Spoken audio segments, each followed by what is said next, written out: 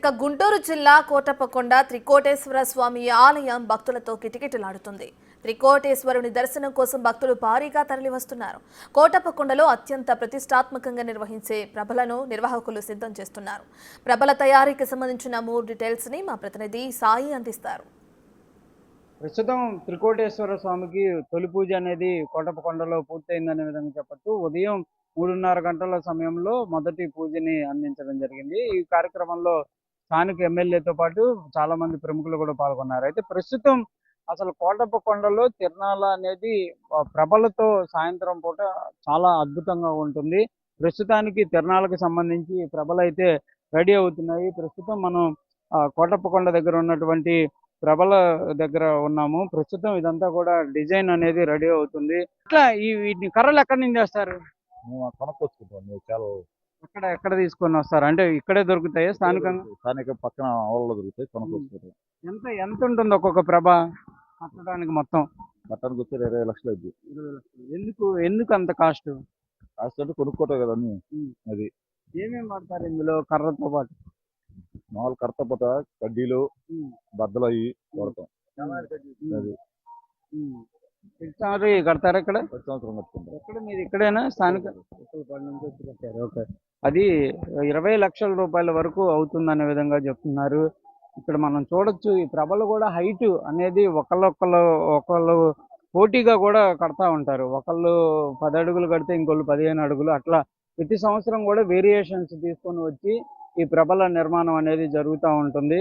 చాలా అద్భుతంగా ఒకప్పుడైతే ప్రభలు అనేది లైటింగ్ ఉండేది కాదు, కానీ ప్రస్తుతం ఉన్నటువంటి టెక్నాలజీలో లైటింగ్ కానీ డీజేలు కానీ ఇవన్నీ కూడా సాయంత్రం పూట చాలా ఆకట్టుకుంటాయి.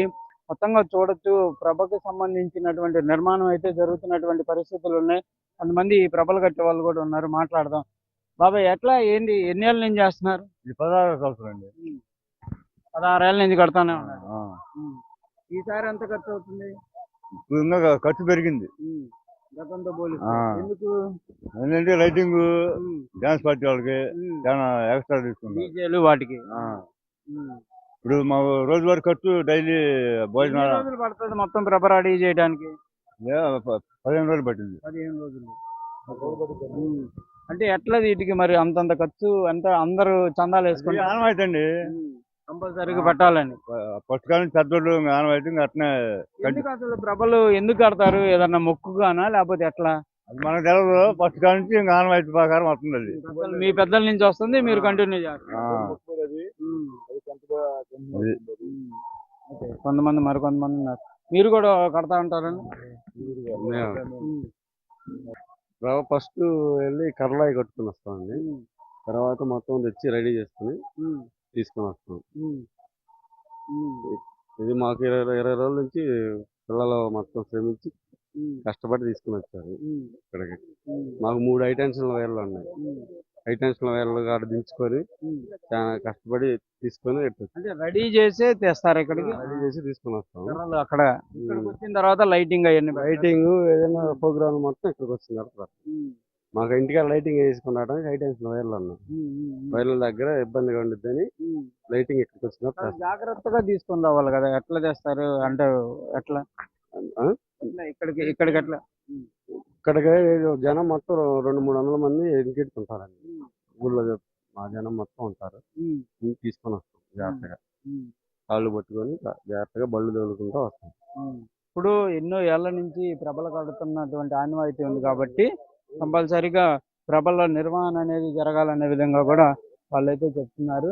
ప్రస్తుతం చూడొచ్చు అంటే ఈ డిజైన్లు అంతా కూడా చాలా మంది దేవుడికి సంబంధించినటువంటి డిజైన్లు పెడతారు. కొంతమంది తమ అభిమాన హీరోలకు సంబంధించినటువంటి ఫోటోలు పెడతారు, పార్టీలకు సంబంధించినవి పెడతారు.